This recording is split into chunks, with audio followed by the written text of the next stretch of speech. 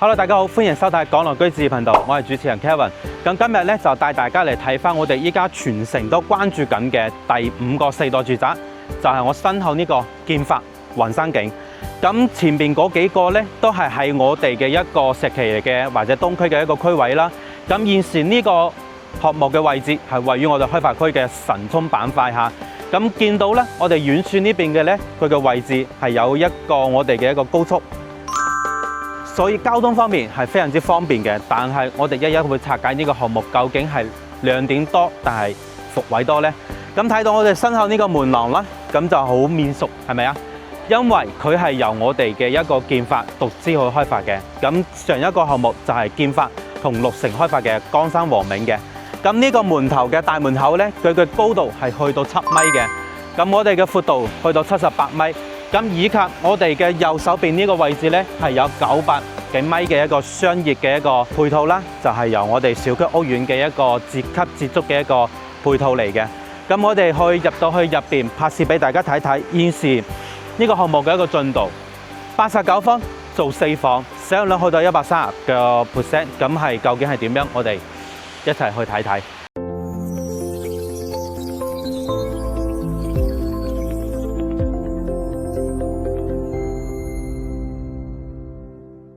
前排咧就已經開放咗營銷中心，但係樣板間嘅話咧，仲要等多1個禮拜。但我哋依家搶先睇翻呢個項目嘅一個品質如何，戶型如何。咁入到嚟呢個位置就係後續我哋呢個屋苑嘅一個會所嘅交付啦。咁啊睇到佢嘅一個高度係去到7米嘅，非常之有氣派嘅，以及5星級酒店咁樣一個標配。咁入到去睇到對住嘅就係我哋嘅一個會所嚟嘅。前面4個嘅一個住宅嘅發展商咧，都係中國500強。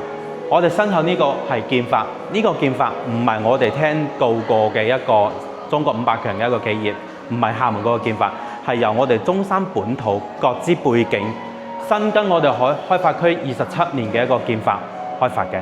咁呢個咧就係佢嘅一個品牌嘅一個歷史啦。嗱，喺開發區呢邊咧就已經開發過好多個樓盤啦，所以資金方面係非常之穩陣雄厚。嗱，我哋了解個項目先咧，首先要了解下佢嘅一個交通路網啦。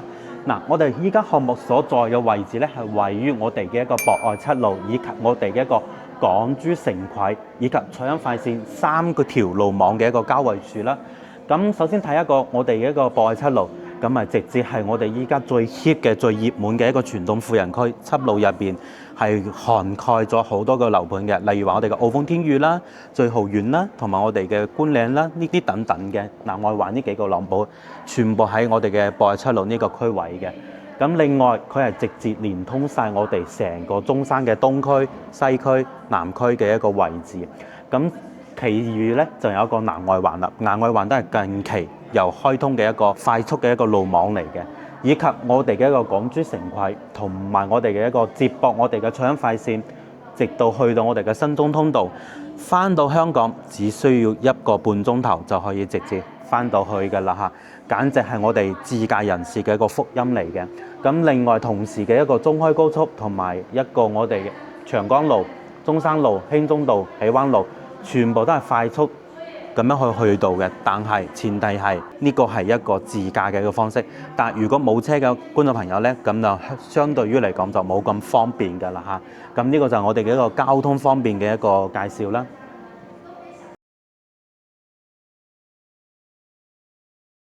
咁例如話我哋嘅項目嘅隔離就係我哋嘅中山嘅一個富人區海欣片區啦。咁海欣呢個片區嘅話咧，已經係有10幾20年嘅一個成熟嘅一個商圈嘅配套㗎啦。例如話我哋嘅1+1啦，同埋我哋嘅一個學校資源啦、長江水庫啦、長江高爾夫呢啲等等嘅，都係我哋嘅富人片區呢個位置嚟嘅。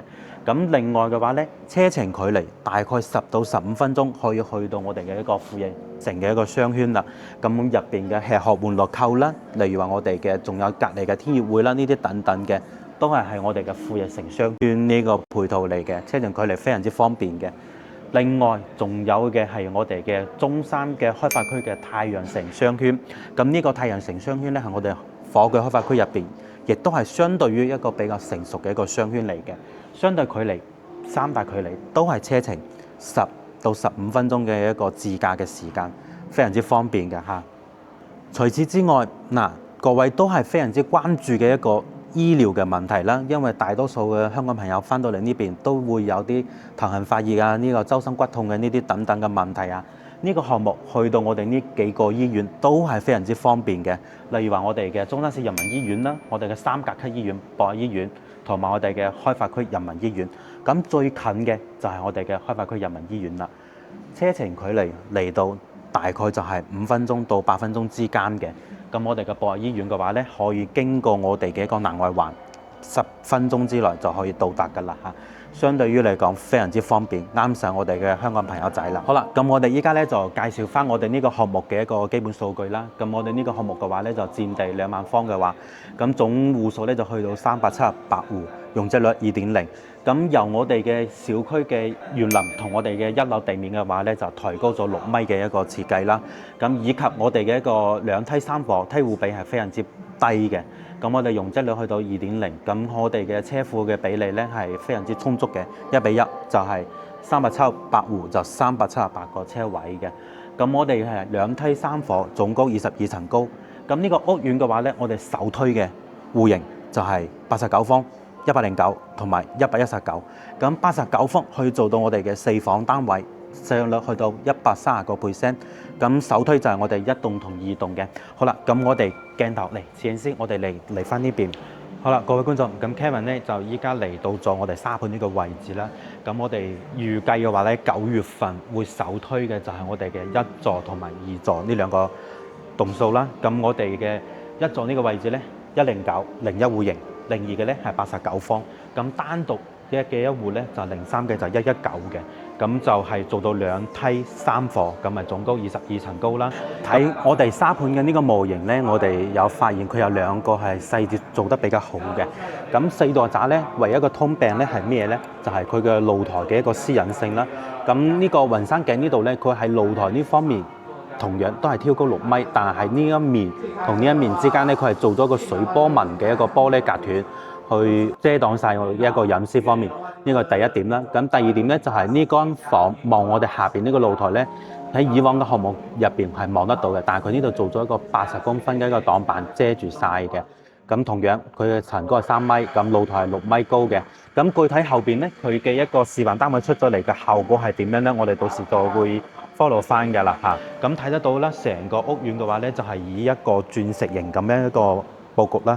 咁1、2座嘅話咧，朝南向，咁相對於嚟講視野係比較開揚啲嘅。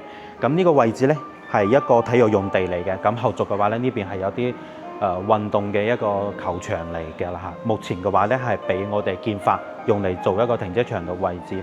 咁再遠翻過嚟嘅話咧，呢個位置就係我哋嘅搶快線嚇。咁相對於嚟講會有些少距離，但係都會有少少一個噪音嘅一個問題啦嚇。咁另外嘅話咧，我哋下邊嘅呢一排就係900幾方嘅一個商業水街嚟嘅，咁啊可以滿足晒一啲日常嘅步行嘅一個配套啦。咁我哋對過嚟呢邊嗱，好多人咧講呢個樓盤講缺點講優點都未必講得晒，講得比較籠統啲。但係 Kevin 作為喺呢個區位，咁我前排咧就係住喺我哋斜對面嘅林苑，我都住到有4年啦，包括我自己嘅公司都喺保利林苑呢度。再睇翻以前，我太太10年前喺呢度賣樓嘅，保利林苑幫保利賣樓嘅。咁相對於講呢個區位，我哋係非常之熟悉嘅。咁我哋嘅呢邊對過嚟呢邊就係我哋嘅神涌本地居民嘅，所以城市界面係唔係幾理想，非常相對於嚟講係比較差啲嘅。以及我哋呢個位置，呢個位置呢係我哋嘅一個工廠嘅地塊嚟嘅，所以相對於嚟講，嗰個城市界面唔係幾好，環境方面係差咗啲嘅。咁我哋做開呢個 channel 嘅話咧，不嬲都係有讚有彈，彈嘅、讚嘅都會有，係好中肯咁去報導一個樓盤嘅一個優劣點啦。咁我哋嘅話咧，預計吹風價都出咗嚟㗎啦。我哋因為中山係有個官媒，所謂嘅官媒咧就係我哋房地產嘅一個專門嘅一個民間嘅輸出嘅一個媒體啦。咁吹風價嘅話咧，已經係出咗嚟嘅，14800到17000之間。咁如果係用14800呢個價位打個8折或者85折，咁都要去到13000幾咁樣一個區間價格。相對於嚟講，個人認為價格偏高翻少少。但係噱頭咧就係佢89方。咁到時後續嘅話咧，下個禮拜佢會開示範單位，一棟、二棟都會有。咁到時咧 Kevin 都會繼續 follow 翻佢嘅一個戶型，到時展示係點樣，佈局係點樣，景觀係點樣，以及佢嘅交標係點樣。咁啊，各位觀眾記得 follow 翻我哋嘅一個 channel 咯。咁另外咧，後邊嘅話咧，仲有我哋嘅一個3座、4座、5座、6座，一共咧就6座。咁以及小區嘅中間位置咧，係有一個大概佔地係700幾方嘅一個小區嘅一個游泳池啦，係提供俾我哋嘅業主使用嘅。以及咧，除咗我哋一個南門之外，東門仲有一個位置嘅嚇，呢度仲有一個我哋嘅人步行嘅一個門頭嘅位置嚟㗎啦。總價為到130萬左右，120幾萬、130幾萬左右，係一個4代住宅嘅產品。但係相對於市面上依家東區或者石岐嗰幾個4代嘅話咧，日場費200萬起步，119方。但係呢個相對嚟講，日場費係低翻啲嘅，100萬出頭、120萬出頭嘅話，可以攞低一個89方嘅咁樣一個戶型。